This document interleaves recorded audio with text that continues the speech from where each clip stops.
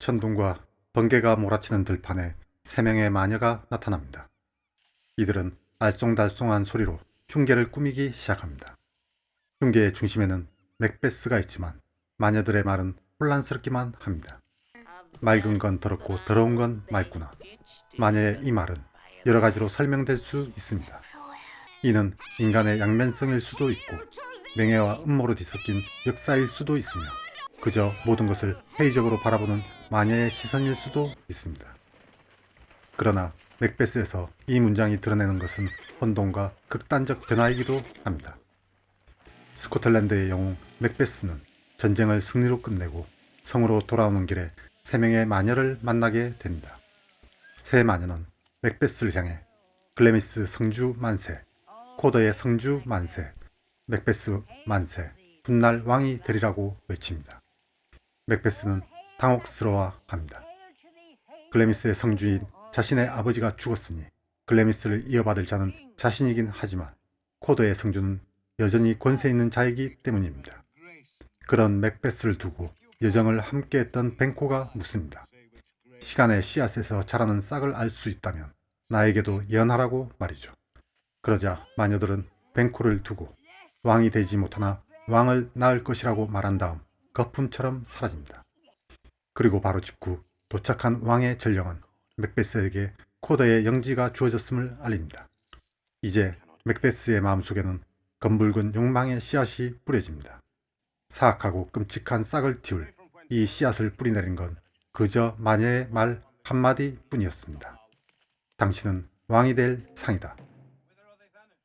셰익스피어의 맥베스는 예언과 운명에 깊게 빠져들어간 한 인간의 타락과 파멸을 그린 작품입니다. 맥베스와 함께 마녀를 만난 뱅코가 말하듯이 우리를 해치려는 어둠의 졸개들이 몇 가지 하찮은 사실로 유혹하여 깊디 깊은 구덩이에 빠뜨리는 이야기입니다. 욕망을 자극하며 말도 안 되는 믿음을 뿌리내리는 것은 아주 사소한 것으로부터 비롯될 수 있습니다. 맥베스에는 솔개에 관한 비유가 등장합니다. 2021년 영화 맥베스의 비극 역시 이를 중요하게 표현합니다. 여기에 2015년 영화 더 위치의 한 장면을 떠올릴 수도 있습니다. 밭일을 하고 있는 토마신의 머리 위로 서늘한 바람이 인 다음 갓난 아기인 토마신의 동생이 사라지는 장면이죠.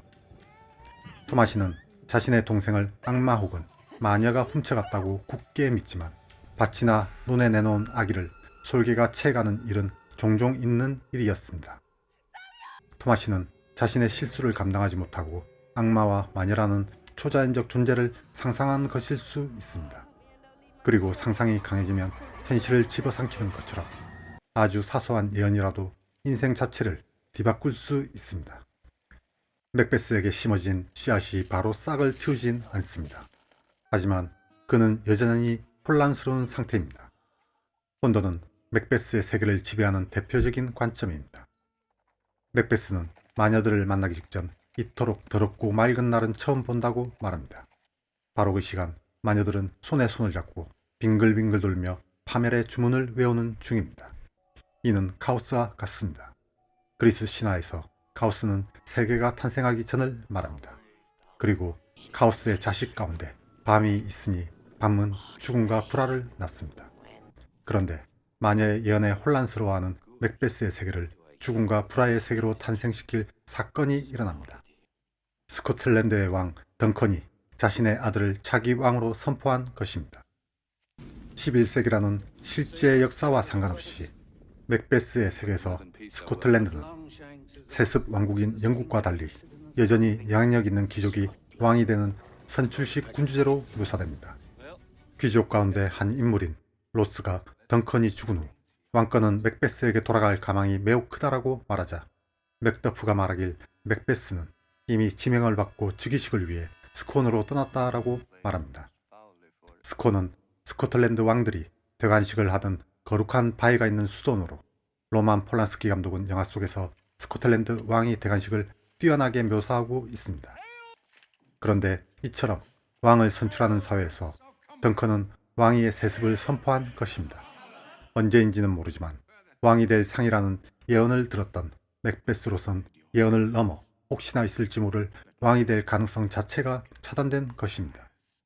맥베스의 마음에 심어진 씨앗에 싹을 틔울 금이 가기 시작합니다. 맥베스의 일막은 갈등하는 맥베스의 이야기입니다. 비록 욕망의 씨앗이 뿌려지고 갈등에 불이 붙었지만 맥베스는 명예로운 전사로서의 자신을 지키려고 합니다. 맥베스가 떠올리는 명예로운 전사의 시절은 죽은 뱅코의 유령을 보며 하는 방백에 잘 나타납니다. 그 옛날 법이 인간의 사회에서 악을 없애기 전에도 피를 흘렸고 그 후에도 차마 귀로 듣지 못할 살인들이 행행하였다. 머리에 골수가 깨지면 그자는 죽는 것이 예사였던 시절을 떠올리는 것이죠. 나의 이익이 빼앗기면 도끼로 머리를 갈라버리는 시대의 향수인 것입니다. 그러나 맥베스가 사는 세계는 야만적인 영웅의 시대와 문명화한 기독교 시대가 혼동된 시대입니다. 맥베스는 덩컨을 살해한 후 나야말로 축복이 필요한데 아멘이 목에 걸려 나오지 않았다고 말합니다. 기독교 시대가 시작됐지만 살인을 하면서도 신에 대한 기도를 마치 자신을 지켜줄 부적처럼 생각하는 태도인 것이죠. 이런 맥베스를 타락으로 이끄는 가장 큰 역할은 레이디 맥베스에게 있습니다. 맥베스에서 덩컨의 살해는 논리적으로 맞지 않습니다. 맥베스가 덩컨을 살해하는 순간 맥베스는 살인의 연쇄에 빠지는 구조이기 때문입니다. 덩컨과 그의 아들들 그리고 대대로 왕을 낳을 것이라 예언된 뱅코와 그의 아들 그리고 이들을 따르는 충신들의 살해로 이어지는 사륙의 과정을 막고 그저 명예롭게 살기 위해서는 단순히 살인을 시작하지 않으면 되기 때문입니다. 그러나 여기에 운명을 붙잡는 극단적 합리성이 등장합니다. 그리고 이를 가장 강하게 그려내는 영화는 구로사와 아키라 감독의 거미 숲의 성입니다. 이 영화에서 레이디 맥베스에 해당하는 아사지는 반역의 두려움에 떠는 맥베스, 즉 와시즈가 주군이 될 것이란 예언이 현재의 주군에게 알려질 순간 와시즈는 처형당할 것이라고 경고합니다. 그러자 와시즈는 반역과 처형 사이에서 반역을 선택하게 됩니다. 거미숲의 성에서 레이디 맥베스에 해당하는 아사지의 행동은 그야말로 와시즈의 행동을 지배합니다. 주군을 살해한 와시즈가 거미숲의 성에 들어갈 수 있도록 계책을 내놓는 것 또한 아사지입니다. 그녀의 행동은 영화와 연극으로 만들어진 모든 맥베스를 통틀어 가장 강력한 지배력을 보여줍니다. 만약 거미숲의 성에서 아사지가 유산으로 인한 정신착란을 겪지 않았다면 그녀는 영화로 만들어진 레이디 맥베스의 피도 눈물도 없는 그런 인물이 되었을 것입니다. 맥베스에서 레이디 맥베스의 역할은 야만적 영웅의 윤리와 기독교적 윤리 속에서 고뇌하는 맥베스를 인간성 밖으로 타락시키는 것입니다. 레이디 맥베스는 맥베스가 보낸 예언을 기록한 편지 단 한 장에 모든 미래를 확정하는 인물입니다. 그것이 미신이건 혹은 악의 획책이건 눈앞에 펼쳐진 미래의 왕권을 지금 당장의 현재에 실현하기 위해 맥베스가 인간의 마음을 버리도록 하며 자신 또한 인간으로서 할 수 없는 짓을 저지르는 인물인 것이죠. 그러다가 모든 것이 성취됐다고 믿는 현재가 붕괴하는 순간 이를 받아들이지 못하고 이성의 끈을 놓아버리는 인물입니다. 대신 인간으로서의 이성조차 버리고 인간이 아닌 그 무엇으로 완전히 타락하는 인물은 맥베스입니다. 맥베스는 악으로 시작한 것은 악으로 강해진다고 말하며 최후의 순간이 다가오자 세상의 기틀이 망가지면 좋겠다. 종을 쳐라. 바람아 불어라. 파멸아 오라고 외치며 자신과 함께 세상마저 멸망하기를 바라는 인물입니다. 내가 갖지 못한다면 아무도 가져서는 안 된다는 이 태도야말로 맥베스의 타락을 극적으로 드러냅니다. 그리고 이에 반대되는 인물이 바로 맥더프입니다. 아버지 덩컨의 죽음 때문에 타인을 의심하게 된 멜컴이 맥더프의 진심을 알기 위해 속임수를 쓸 때도 맥더프는 인간으로서 지켜야 할 것을 강조하는 인물입니다. 그리고 맥더프의 사촌 로스가 맥더프의 가족이 참살당했음을 알리는 장면에서 맥더프는 모자를 푹 둘러쓰는 모습을 보입니다. 인간으로서 감당하기 힘든 슬픔에도 전사로서의 위엄은 지켜야 하지만 인간이기 때문에 오열할 수밖에 없는 모습을 담은 장면입니다. 이때 멜컴은 맥더프를 향해 그렇다고 모자를 눌러쓰지 마시오. 슬픔을 말하시오. 말없는 슬픔은 곪은 가슴 터지라고 속삭이는 것이요 라고 말합니다. 점점 동물적 욕망의 노예가 되어가는 맥베스와는 전혀 다른 태도인 것이죠.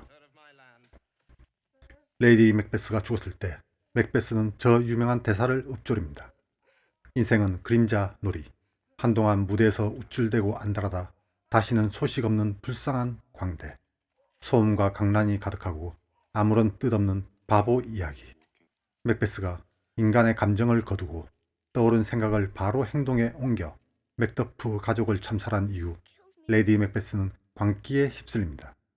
레이디 맥베스는 목류병 상태에서 자신의 손에 달라붙어 결코 지워지지 않는 덩컨의 피를 보게 되고 그러다 결국 자살하고 맙니다. 그러는 동안 맥베스는 마녀들의 예언을 다시 듣고는 아주 오만해진 상태입니다. 그 와중에 레이디 맥베스가 죽는 것입니다. 맥베스의 이 대사는 맥베스에게 남겨진 마지막 인간의 마음이기도 하지만 동시에 인생을 하나의 극으로 두며 인간성을 지워버리는 상태이기도 합니다. 맥베스는 멜컴이 영국 군대와 함께 쳐들어올 것을 알고 마녀들을 다시 찾아갑니다. 그리고 그곳에서 헤카테의 힘을 빌려 마녀들이 보여주는 유령의 예언을 듣게 됩니다. 첫 번째 유령은 투구 쓴 머리로 맥더프를 조심하라고 말합니다. 두 번째 유령은 피 묻은 아이로 여자 몸이 나은 자는 맥베스를 해하지 못할 것이라고 말합니다. 세 번째 유령은 나뭇가지를 들고 왕관을 쓴 아이로 울창한 버넘 숲이 던시내인 산으로 그에 맞서 오기 전엔 맥베스는 패배하지 않을 것이라고 말합니다. 여기서 투구 쓴 머리는 맥더프에 의해 잘린 자신의 머리요. 피투성이 어린아 있는 달이 차기 전에 엄마 배를 가르고 나온 맥더프이며 나뭇가지를 들고 왕관을 쓴 아이는 버넴 숲에 나뭇가지를 잘라 부하들을 위장시킨 멜컴 왕자에 해당합니다. 이렇게 보면 마녀들은 맥베스에게 거짓을 말하거나 거짓 예언을 제시한 적은 단 한 번도 없습니다. 다만 주어진 이미지를 맥베스가 자신의 마음에 맞게 해석할 뿐이죠. 그리고 영화화된 버전에서는 등장하지 않는 마녀들의 여왕 헤카테가 있습니다. 헤시오도스는 신들의 계보에서 군중을 돌보며 전쟁에서 원하는 자들의 편을 들어주고 존경스러운 왕들 곁에 앉아있는 등 다양한 권능을 행사하는 헤카테를 묘사합니다. 이와 더불어 헤카테는 중세에 이르러 마녀의 원형으로서 인간의 소망과 생계뿐만 아니라 마법과 마술 그리고 죽음까지 관장하는 신이기도 합니다. 맥베스에서는 중세 마녀들의 여왕으로 그려지는 헤카테와 함께 마녀들은 악에 쉽게 휩쓸리며 동물적 욕망에 손쉽게 넘어가는 인간을 조롱하는 듯한 모습을 보입니다. 마녀가 인간의 타락을 먹고 사는 존재라면 맥베스 같은 이야말로 정말 하찮은 먹잇감일 것이 분명할 겁니다. 맥베스에는 인상적인 대사 하나가 등장합니다. 맥더프의 아내가 죽기 직전 그녀의 아들이 엄마에게 묻습니다. 반역자가 뭔데요? 그러자 엄마가 대답합니다. 맹세하고 거짓말을 하는 사람. 즉 맹세를 지키지 않고 자신의 이익에 따라 아무 말이나 짓거리는 사람이라는 말이죠. 이는 오늘날도 여전히 볼 수 있는 인간 유형입니다. 게다가 이들에게 맹세는 입으로 토해낸 배설일 뿐 지독한 거짓말은 마치 새끼 밥처럼 늘 주워 삼키는 자들입니다. 특히 이러한 인간 유형은 정치 권력에서 종종 볼 수 있습니다.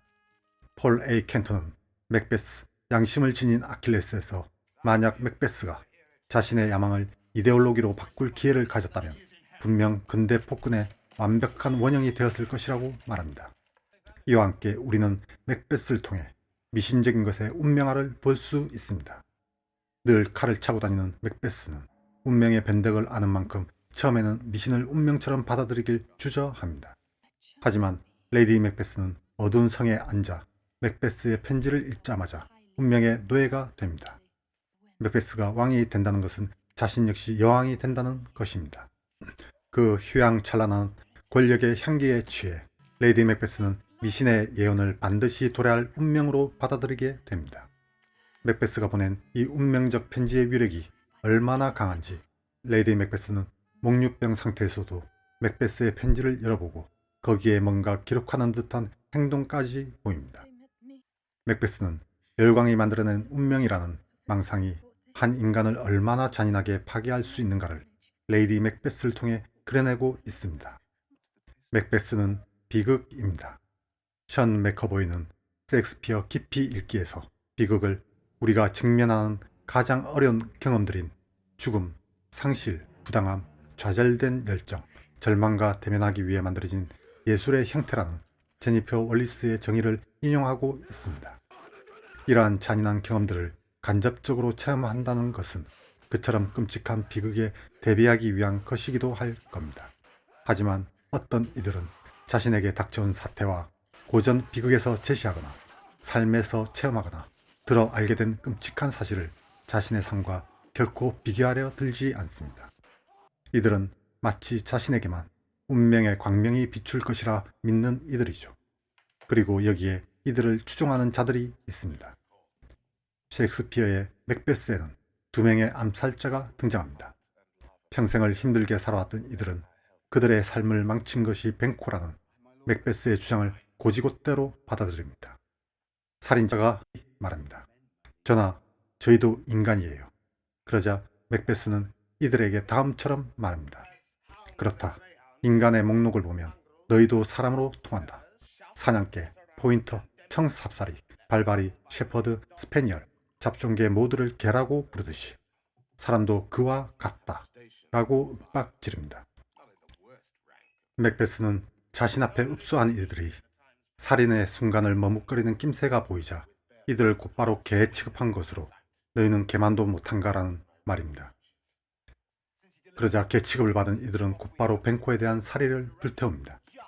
이들의 대화로 미루어 두 명의 암살자는 삶의 고통 속에서 살아왔을 것입니다. 이들은 누군가를 미워하고 증오하기도 했을 겁니다. 이들의 삶이 힘들고 고통스러운 것은 불행입니다. 그러한 삶이 개선될 여지가 없어 보인다는 것은 비극입니다. 그러나 그 증오를 타인에게 돌리는 것은 타락입니다. 오늘날 맥베스에서 읽을 수 있는 것은 마녀라는 삶의 예언자에게서 얻은 하찮고 사소한 진실로 인해 욕망에 휩싸여 타락의 진창으로 빠져드는 인간과 그런 타락한 인간을 추종해 자신을 개만도 못한 존재로 자리매김하는 한심한 자들의 삶이라고 할 수 있습니다. 맥베스에서 고통에 신음하는 맥더프에게 메이컴이 말합니다. 강렬한 복수심을 약으로 삼아 죽음 같은 슬픔을 치유합시다. 그러자 맥더프는 차차 그럴 겁니다. 하지만 또한 인간답게도 느껴야 해요. 라고 대답합니다. 이처럼 우리 또한 인간이길 그만두는 자들을 보면서 우리가 인간이길 더 강하게 느낄 필요가 있습니다. 접학사전은 세상의 모든 호러 영화를 다루고자 하는 호러 영화사와 함께 합니다. 이번 잡학사전은 여기까지입니다.